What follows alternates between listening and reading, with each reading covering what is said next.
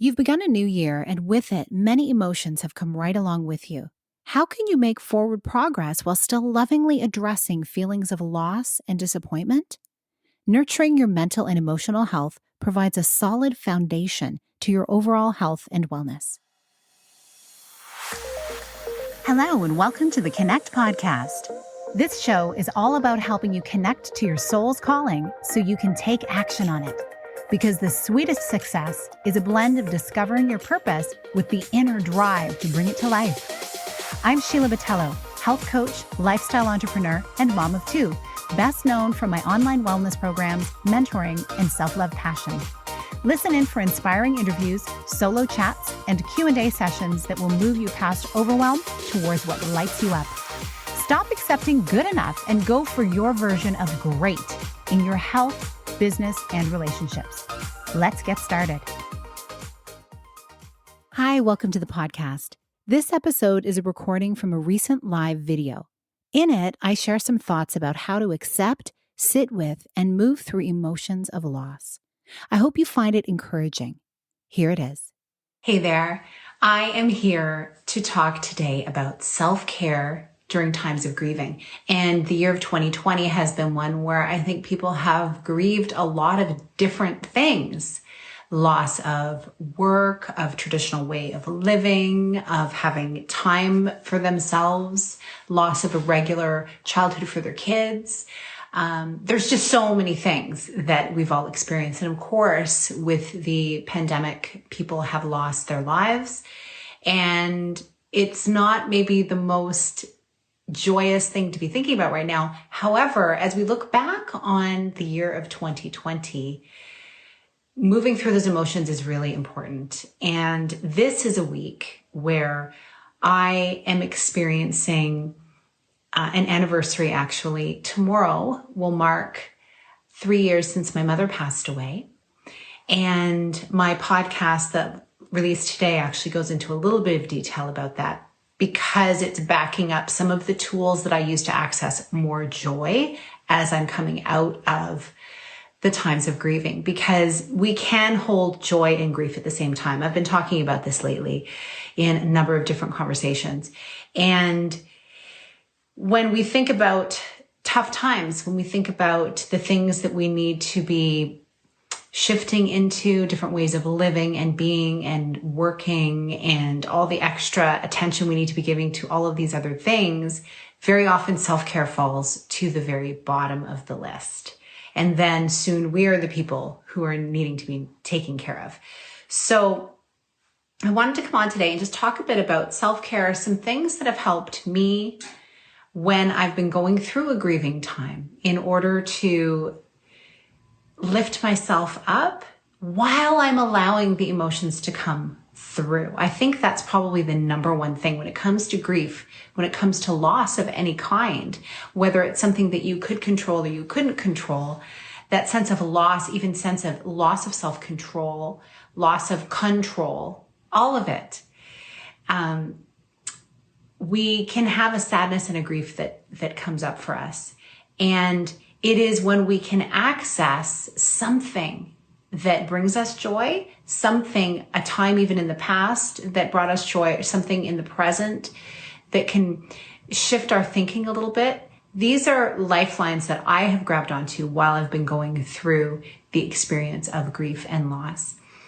And certainly not negating the feelings. It's so important to feel those feelings. Whatever you're going through, allow your body to feel it. And that allows you to move through it. And I actually reached out and asked a question to some people about how often this year did the emotions of grief come up for them this year, and whether it is a person in their life or grief from loss of their old life and the way it has been, and then how have they navigated. So I'm going to share some of their thoughts. I'm going to share some of mine, because over the last 7 years, I've experienced a whole bunch of different kinds of loss in my life, mainly of people. And each time I've learned something new.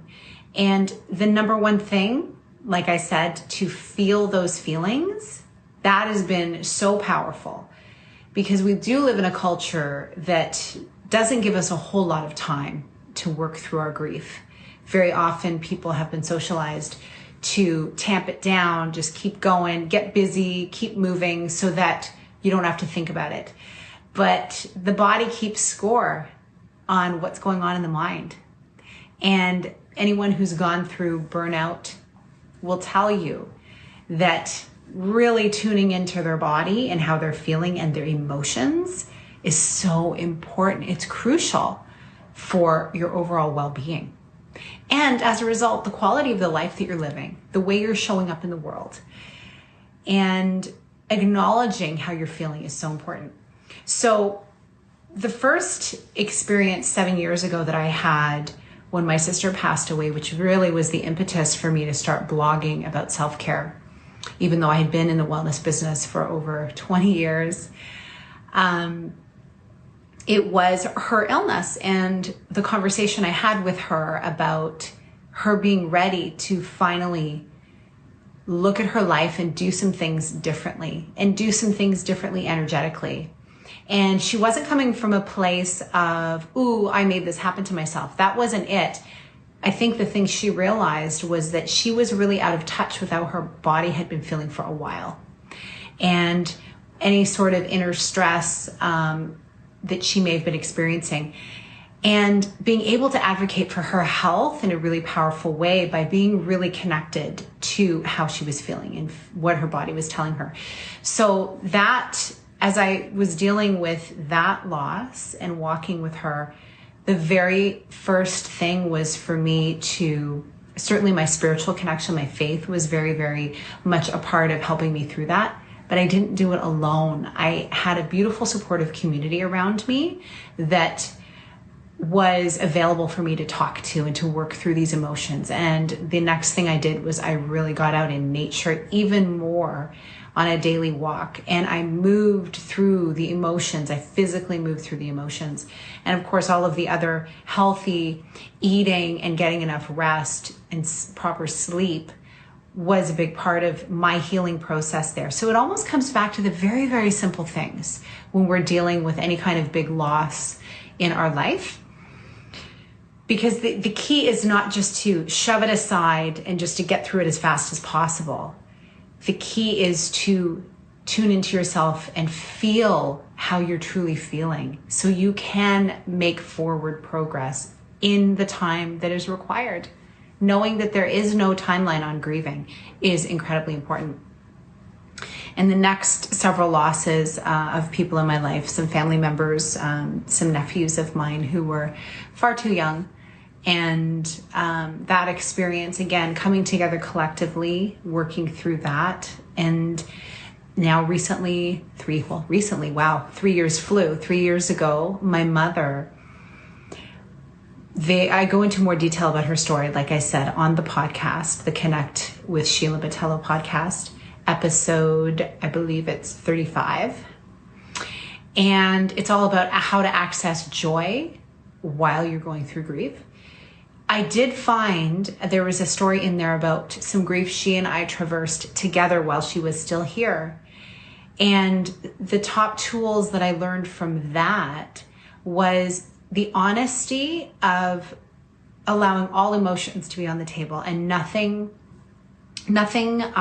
covered up. Being completely brutally honest with yourself and with someone else, and moving through those experiences and those conversations really helped. And then also allowing permission to find joy, even when it seemed absolutely ridiculous, to feel joyful. So often we can be going through a difficult time and then something makes us laugh or smile and we feel guilty because, well, we should be grieving, we should be sad. And I think we need to get rid of the word should, especially in this circumstance. You need to allow for the joy to emerge when it emerges because it's very healing. And finding things that make you laugh and smile in a memory or something like that, it really helps to release some of the emotions. And it helps to connect us with this idea that our life is a full spectrum of emotions. We're happy, we're sad, we're disappointed, we're joyous, we're frustrated, we're expectant about something big, we're anticipating something, we're tired, we're energetic. There's so many different emotions and feelings. And we need to embrace them all and allow them to emerge and not make ourselves wrong for having those emotions. And so the final thing with my mother's experience when she passed away, something that helped me, it was very big. I could look back to losing my sister 7 years ago. And at that time it was 5 years prior. And I could see the way I had changed and the mindset I had and what I allowed myself to experience. In addition to getting out in nature, talking to my support circle. Hi, Gigi. So glad you're here. Just talking about how we handle grief and loss. And I know you've had a year this year also. So feel free to share any tips as I'm talking here. But including getting out in nature, including talking to my circle of support and caring for my health and drinking enough water, getting enough rest, allowing myself to go slow was huge. Allowing myself to slow down, to say no to things, to look at my calendar and actually move things, take them off completely, and physically walking slower and doing the various things I needed to do each day slower. In losing my mom, I realized just how I was trying to cram so much into my days. And I think it's an epidemic for people, particularly caregivers, particularly women. We find a spare moment. We got to cram something in there. We got to be productive. We got to get stuff done. And so allowing myself to go slowly. This was an idea actually that I learned from Kate Northrup's mother, Dr. Christian Northrup, who talks about that very thing, the seasonal elements of our cyclical nature as women. There are times where we just don't have as much energy. So allowing ourselves to take it more slowly. And that's resonated for me so much over the last several years, and putting it into practice really, really helped me through this experience in losing my mother.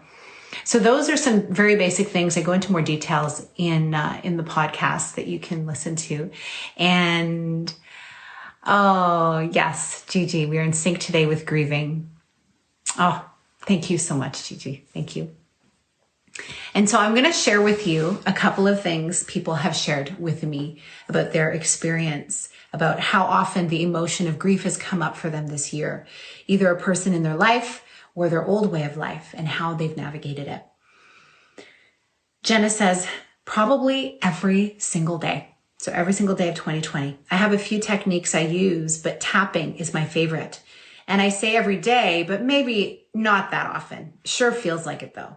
Although as someone who has lost her mom, dad, maternal grandmother, great-grandmother, and grandfather, and grandparents, and just so many people, I have had to share my loss and grieve each one at various times and stages in my life.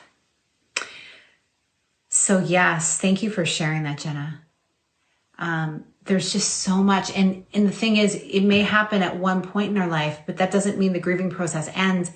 We continue with it. It peeks its head up every now and then as we're dealing with grief and loss. It pops up in the most mundane times while I'm shopping for produce and I pick up a rutabaga and I smell it. And I remember my mom's garden and how she would be pulling those up and I'd be helping her in the garden, and it would take me to her. And then it could make me joyous because of the good memory, or it could make me sad because I miss her, dusting her photo off or seeing something that she really enjoyed, or, something that she said. And here's a big one, actually. My youngest son will often tell me when he gives me a hug, he'll say, "Oh, you remind me of when I hugged grandma." He said she gave the best hugs. And it's so true. She really did. Many of us feel that way about our moms, right? So CJ says, I lost my mother to breast cancer several years ago, and therefore grief creeps up on me randomly. This year had been particularly challenging as she had a breakup as well. And so many other things have happened. At the end of the day, I practiced lots of self-love and I journaled. And I made the decision to forgive myself for a lot of things. Small mindset changes proved to be instrumental in making and dealing with big changes. So, so wise. Thank you for sharing that. That is how we heal. We love ourselves through it, right? We need to, as we're healing ourselves, as we are going through something, we need to have grace on ourselves like we would on someone we care about. We would come to them with that nurturing and tell them it's okay to feel how you're feeling. So we need to give ourselves that grace as well. So thank you for that. Maddie says, again, way more than I'd like. She lost her grandmother and she couldn't see her off because of the pandemic. So that was really challenging as well. And now Yelena says, once for me, inner grief is not related to the outside. And she uses the technique of inner work, inner therapeutics, and it allows her to release more deeply the emotions. So hi there, be curious and thrive. Thank you for joining us. I see how there's a thread here. It's going inward, right? Our world, much of our world is outward. It's us projecting things out into the world. It's what we're seeing and we're taking it in. But looking within is something we often don't do.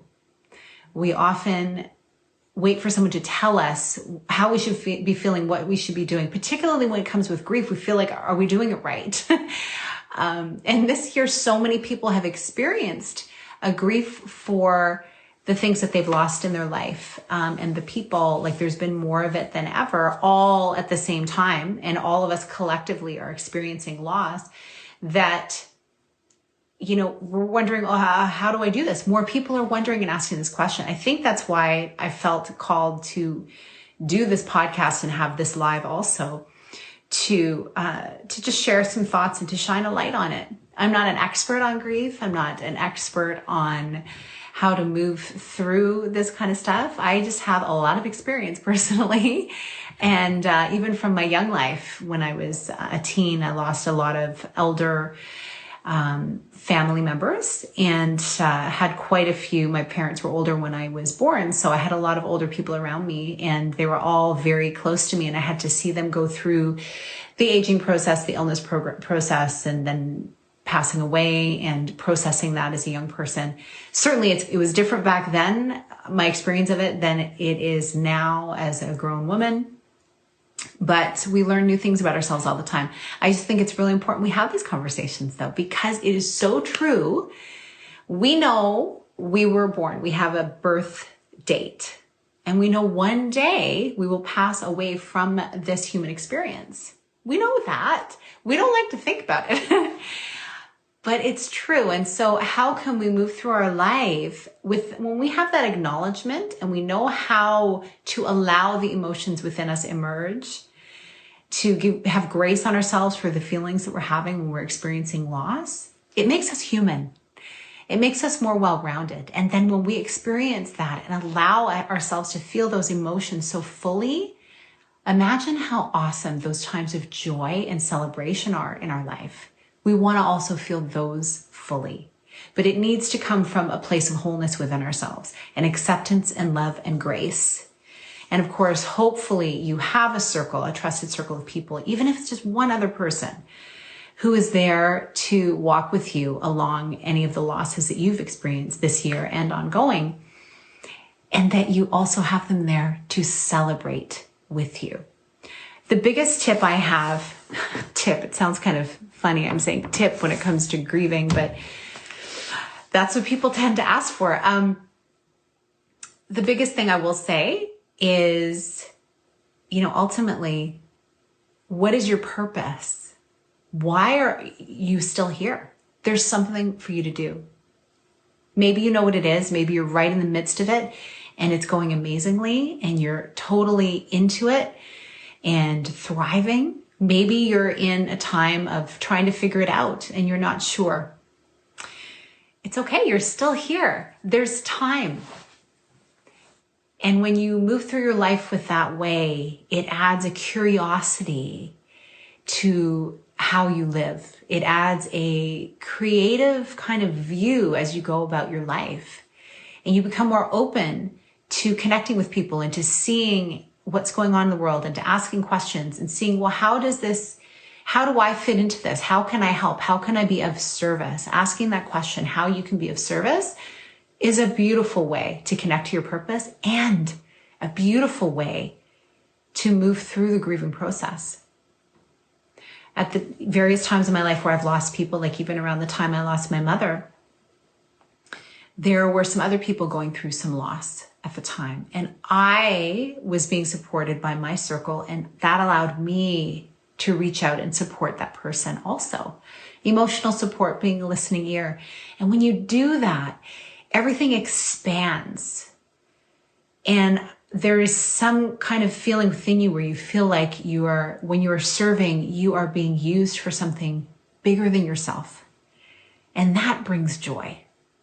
And it reminds me that we are all connected. So I'm grateful for the people who shared their feedback about this year. I'm grateful for this time that we can be connected in the middle of the day without needing to make any really big plans to make it happen. And that you can see this later on Instagram TV. And I may publish this on a future bonus episode of my podcast, the Connect with Sheila Botelho podcast. And as we wrap up right now, I want to send lots of love your way for whatever it is that you're experiencing, that you're going through right now. I just want you to know, energetically, we are all connected, all of us around the world. And I send you feelings of peace and hope as you traverse into this season. I hope that you will allow yourself to feel how you're really feeling so that you can release it, move through it, onward into the next emotion as you choose your next steps for the coming year.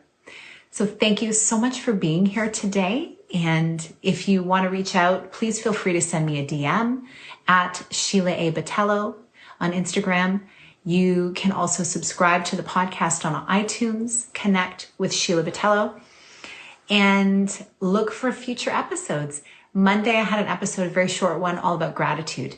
And that is a wonderful way to handle accessing more joy during times of grief and loss also. So thanks for being here. Have an amazing day. And I send you lots of love. If you found yourself amidst some feelings of loss or grief surrounding a loved one or a part of your life that has changed, I hope you feel a sense of peace. If you found it helpful, please share this episode and tag me at Sheila A. Botelho on Instagram. It may be just the message someone needs to hear today. As always, these Q&A sessions are for educational purposes only and are not intended to diagnose, treat, or cure any health issues you may have, and I highly recommend that you consult with your doctor before beginning any new health protocol. I'll see you next time. Big blessings. Thank you so much for being here with me on the Connect podcast. If you like this episode, please share it with someone you think would enjoy it. Also, if you head over to iTunes to leave a review, I'd be so grateful. Let us know what your favorite parts were and what you'd like to hear more of. It will help us have a greater impact, elevating many more people to grow and succeed together. See you next time.